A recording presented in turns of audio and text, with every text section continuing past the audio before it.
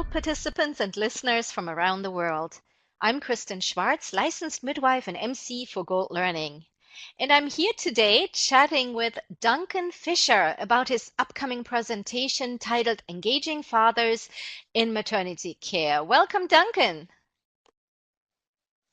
Hello, Kristen. So nice to have you here with us today. You will be presenting with us during our Gold Midwifery Conference 2019, and you will be presenting on engaging fathers in maternity care. And we will talk about that in just a minute. Before we jump into the topic, what can you tell our listeners about yourself, your professional journey, and anything you find important? What is there to know about Duncan Fisher? Yes, well, I'm not a midwife. I started this journey when I myself became a father, which was now 22 years ago, and experienced maternity services in my own country, in the UK. And I got very interested in the whole issue of how families are engaged at that time around the birth of a baby, and how fathers in particular are prepared for the birth and for the postnatal period, and then for the whole process of raising children, particularly in the early years. So I came through it from that side. We then started engaging with maternity services in the UK, and what we did at that time was we looked at the evidence. So we went on a very much an evidence-based um, approach by looking at the evidence and making the case from the evidence for why maternity services should engage well with families. And the reason we did that was because at that time there wasn't really that much pressure from families themselves, from fathers and from mothers, for services to engage effectively with them as a family. But that's changed now, so it's a different situation. But at that time, we really focused on the evidence, and we did a lot of work with. We set up training courses for midwives and presentations, and I worked with various hospitals, worked with the government on policy and things like that. So I got a lot more involved than I ever planned to. That sounds wonderful. That sounds very interesting. So you created policies and worked with the government. I looked over your bio as well, and in there it states also that you were a stay-at-home dad. Is that correct? For a while? Yeah, yes. Well, basically, I was involved in international work Hmm. when we were, when the first our first daughter was born, and we made a family decision at that time that I would stop doing that so that I could work from home. So that meant I had to work out something to do, um, and just exactly at that time, there was a fantastic book called Fatherhood Reclaimed by Adrian Burgess, which I read, which was about fatherhood, and it showed me that the experiences that we were having as a family were not unique. We thought they were unique. We thought we were a bit special. But what this book showed was that we weren't unique at all, that actually there were millions of families who are having exactly the same experiences as us.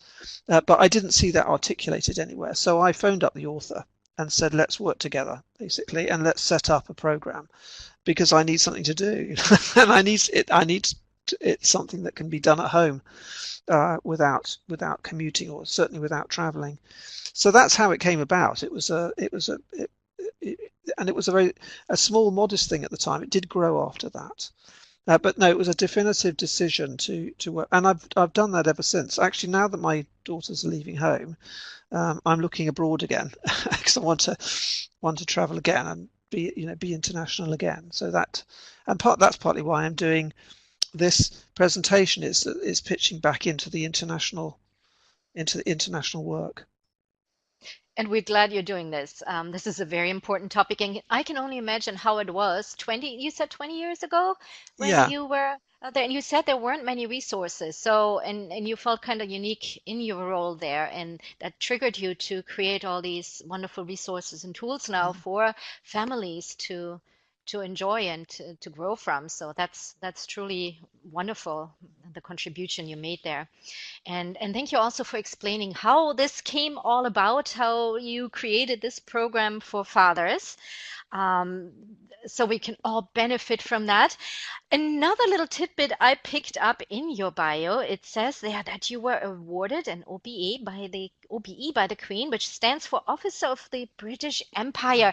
My question here is now, can you explain to our international audience what is that? And did you actually get to meet the Queen? Yeah, she gave it to me. No, it's a very antiquated British system of awards, but basically, and so the name of the actual award it's never used. The letters are used, and no, it was for the work. Basically, it's a recognition of people who do work for the public good. And so in my case, I had done a lot of work, particularly with the government, on engaging with fathers around young children, and so that was a recognition for that work, because I'd led a thing called the Fatherhood Institute for some years. We set it up. I set it up with Adrian Burgess, the person who wrote the book, and we worked on that together for a decade. And it was at the end of that period, actually. It was about after 10 years of that work. Yes, and I went to the palace and with the family, and she gave me the award. It was very nice. That's truly fascinating. Well, thank you for sharing that. Now back to your presentation there, engaging fathers in maternity care. Tell us a little bit what you will be presenting on. Don't give too much away because we want our listeners to come to the presentation, but just give us a little bit of an overview, if you mind. Yeah, well, basically, I want to explain why engaging families and fathers in particular. I mean, it's families, yes. Sometimes it's not the father, but it almost always is. So so we say fathers and families. And what I want to do is explain to midwives and health professionals why it's important for maternal and newborn health. I don't want to argue that it should be done for any other objective than those that are held by the midwives and health professionals themselves, if that makes sense. There are lots of reasons why it's a good idea. Child development outcomes. It's very nice for fathers. Obviously, it's great for gender equality. There are lots of arguments, but in the presentation, I will cover those and mention them. But really, this presentation is about health, and it's about how health professionals can work in partnership with families, and in order to bring out the best health outcomes for both the mother and the baby. And there's a very strong evidence base for that. So I will stick with the evidence. I always have done for 22 years. I will continue to do it that way.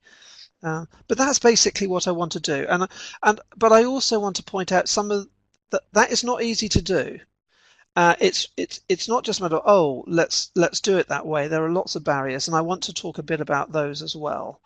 That for health professional midwives who want to do this, it's not easy, and I'll explain a bit about that and ways of overcoming some of those difficulties. I am very much looking forward to that presentation. As I said before, I'm a midwife myself, and I'm always looking for ways to engage partners, dads in the care as well. So now, Duncan, I'm going to put you on the spot here for 1 second, and that might be a difficult question to answer in just a minute or so. What tip, if there's one thing you could give to a healthcare professional dealing with new dads, what is the one thing you can tell them? One quick nugget, tidbit here you can give us here. What advice would you give?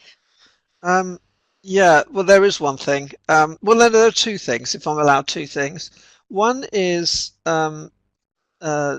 encourage skin-to-skin contact between the father and the baby. So that's the first thing, because that triggers everything. If that is established, then that triggers all the hormonal changes and things on which is the foundation for everything. So that's the number one, right? Is cuddle the baby. And the second thing, which is slightly more trivial, but it's important, is make sure that while the family is in the hospital, that there is at least one photograph where the father is not taking the photograph, but is of him with the baby.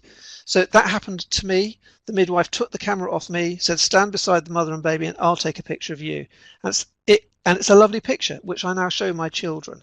But I didn't think of it. That was the last thing on my mind. The midwife had the idea. And it was fantastic. I don't know who she is because I can't remember, but I just have the picture.